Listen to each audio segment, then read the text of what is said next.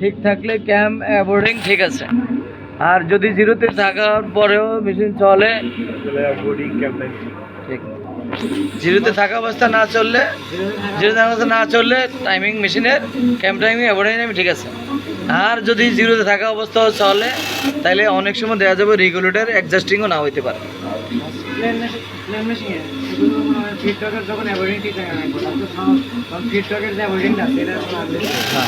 এটাতে হবে আবার মেন ইয়াতে আছে, এই যে এখানে মেন শেপের মধ্যে ক্যাম আছে না, ক্যাম আছে, হ্যাঁ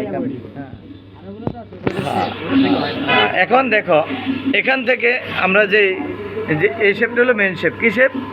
মেন শেপ। এটার থেকে আবার ভিতরে একটা শেপ গেছে, এটার নাম হলো পিনিয়াম শেপ বা রোটারি হুক কানেক্টিং শেপ। তাহলে এখান থেকে আইসা এল হইলো, কি হইলো? এল। এরপর এখান থেকে আসেন আইসা আবার এখানে চলে আসছে কোথায়? Rotary hook shape.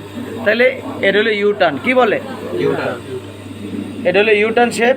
এই থ্রি শেপের মাধ্যমে যে এটা হয় এটা হলো ইউ টার্ন শেপ, ঠিক আছে? এখান থেকে শুরু হয়ে এখানে আইসা এই যেখানে আইসা, যেরকম আমরা মেশিনের নিচে দেখি এখন দেখতেছি। তাহলে বলছিলাম যে এই যে একটা শেপ আসছে, এই যে একটা শেপ আসছে দেখছি পিনিয়ামের মাধ্যমে, এটা উপর থেকে আসছে। এই শেপটাই কিন্তু উপরের শেপটাকে ঘুরে আমরা প্রমাণ দেখাচ্ছি। লাইট নিয়ে আসো, লাইট নিয়ে আসো। ওকে, এখন দেখো এই যে দেখছো, হ্যাঁ দেখছো, দেখছো ওই শেপের এখানে কিন্তু আর কোনো কারেন্ট মোটর আছে? তাহলে না থাকলে ওরা কে ঘুরাচ্ছে? ওই শেপটা দিয়ে পিনিয়ামটাকে ঘুরাচ্ছে। আবার এখান থেকে এখানে যে কানেকশনটা আসছে সেটা হলো পাম্পিং কানেকশন।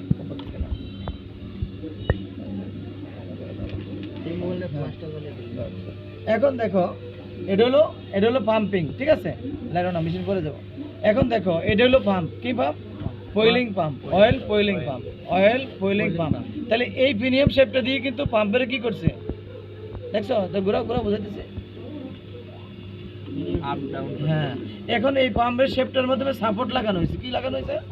সাপোর্ট লাগানো হয়েছে। এর ভিতরে একটা কানেক্ট আছে, গ্রুপে গ্রুপে বসে গেলে এটা ঘুরে এটারে ঘুরায়। হ্যাঁ, ক্লিয়ার? তাহলে এখান থেকে আবার এটা ঘুরে পিনিয়াম দিয়ে কোথায় আসছে? এখানে ট্রান্সফার হয়েছে। তাহলে ট্রান্সফারের সিস্টেমটা আমরা জানতেছি। হ্যাঁ, পিনিয়ামের সাহায্যে ট্রান্সফার হওয়া যায়, বেল্টের মাধ্যমে হয়ে যায়, আর কিসের মাধ্যমে হওয়া যায়? কানেক্টেড। জি, আর কি বলো? কানেক্টেড, কানেক্টের মাধ্যমে। তাহলে আমরা জানছি যে 3 সিস্টেমে কানেক্টিং করা যায়। কিভাবে?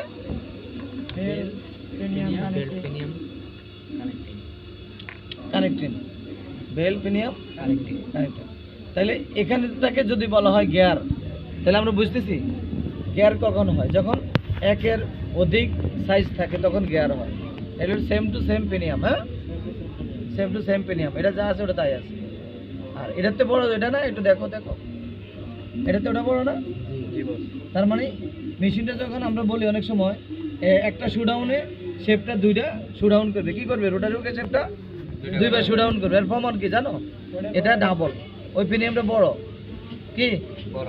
ওই পিনিয়ামটা বড় হওয়ার কারণে এটা একবার করে, যদি এটাতে এই 16টা দাঁত হয় তাহলে ওটাতে 32টা আছে, ডাবল আছে। ক্লিয়ার?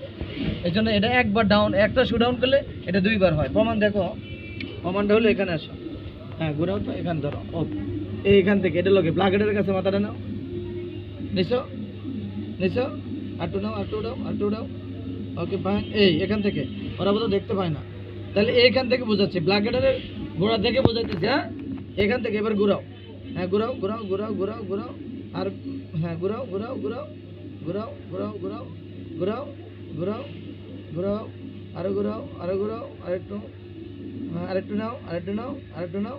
এবার দেখো যে পুলি অর্ধেক ঘুরছে, পুলি অর্ধেক ঘুরছে, ঠিক না? যদি বিশ্বাস না তাহলে ওটা দাগ করে নাও, প্রমাণ দেখা দিচ্ছে। দাগ করো, একটা দাগ করো, সব দিয়ে দাগ করো, নাহলে কলম দিয়ে দাগ করো। হ্যাঁ, ওই যে কলম আছে।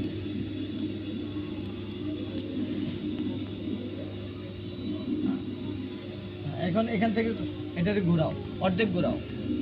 হ্যাঁ, অর্ধেক ঘুরাও, এখানে আসো। ওরা তো আছে, তুমি দেওয়া লাগবো না। হ্যাঁ, ওরা দেখতেছে না। হ্যাঁ, এবার ঘুরাও, ঘুরে। হ্যাঁ,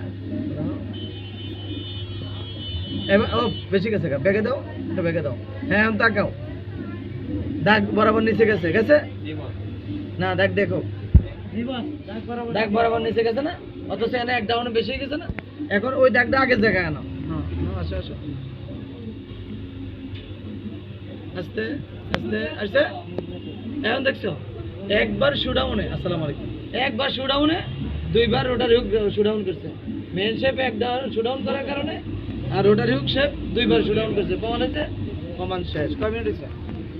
আচ্ছা, আরো কিছু কথা বলা যায়, একটু বসেন, একটু বসেন।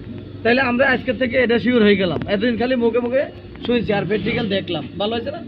তাহলে এখন থেকে এই প্রিমিয়ামটা থেকে ওটা ডাবল হওয়ার কারণে এটাই ওরে ঘুরেছে, মূলত মেশিন কিছু না। এই প্রিমিয়ামটা যদি এখন আরো বেশি দেওয়া হয়, আর 2 গুণ বেশি বড় দেওয়া হয়, তাহলে এটা এই তো বুঝে গেছে। তাহলে এটার গতিটা এটার সঙ্গে ঠিক রাখার কারণ হচ্ছে কি, যেন পাম্পের প্রেসারে তেলটা টানে উপরে দিতে পারে। যদি এর সঙ্গে দেয় তাহলে আরো বেশি হয়ে যাবে, বেশি উঠবে। তাহলে মেশিনের গতি যা দরকার অয়েল বিজি থাকলে যথেষ্ট। এখন আমরা এখান থেকে দেখি কটা শেপ বুঝেছিলাম। মেন শেপ, তারপর হলো মিনিমাম কারেক্টিং শেপ বা ইউটার্ন শেপ, তারপর হলো কি রোটারি হুক শেপ, তারপর হলো ব্যাক স্টিচ শেপ। এটা হলো ব্যাক স্টিচ শেপ। আর এটা বলছিলাম কি ফিডডক হাইলো শেপ, ফিডডক হাইলো শেপ। তাহলে আমরা ফার্স্টে শেপ বুঝে পেয়েছি ইনশাল্লাহ। তাহলে ওখানে আমাদের যে একটা বসা মেশিন আছে, ওই পাম্পটা খুলে আমরা বুঝবো, না বুঝলে আমরা ডাক দিব, আমি বুঝে দিব ইনশাল্লাহ। এখান থেকে যে শেপগুলো দেখলাম, এটা হলো ব্লাকেটার, এটা হলো রোটারি হুক, এটা হলো ফিডডক বার, ঠিক আছে। এটা হলো কি জানি বলছিলাম, মনে তো একটু বলো এটাকে কি শেপ? থ্যাংক ইউ শেফ, ফিডডক হাইলো শেপ। এখান থেকে এটা লুজ দেওয়া, একটু উড়ে দেওয়া যাবে, একটু লামাই দেওয়া যাবে। এর প্রমাণ দেখো,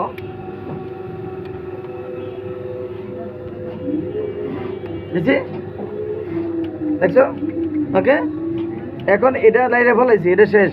এখন যদি এতটুকুন করে দেয়, যদি কাউরে মেকানিক্স ইন্টারভিউ নেওয়ার জন্য যদি করে, এখন যতটুকুন দিয়েছি লুজ না, লুজ দিয়ে টাইট দিয়ে এখন যদি ওরকে সুইং করো, আর সুইং হবে না।